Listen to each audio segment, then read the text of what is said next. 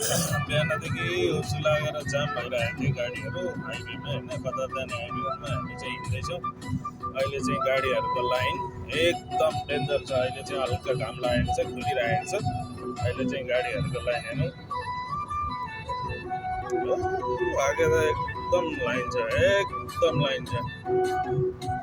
पुलिसहरूले बाटो बन्द गरेको थियो, रोकेको थियो गाडीहरू चाहिँ, गाडीहरू रोकिरहेको थियो, त्यही भएर अहिले चाहिँ चलिरहेछ। अहिले चाहिँ भर्खर घाम लागेर खुलिरहेछ।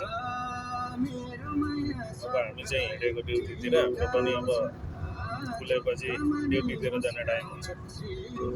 बाटो खुलेपछि हिँडिरहेछौँ हामी पनि, तर यहाँ चाहिँ गाडीको लाइन चाहिँ धेरै छ।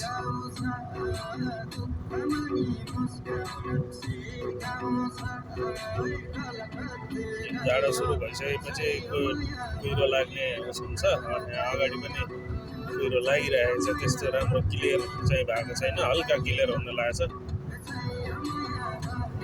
अब अगाडि चाहिँ कुहिरो लागिरहेछ, अझै पनि क्लियर त भएको छैन, त्यही पनि पुलिसहरूले छोडिरहेको छ गाडीहरू।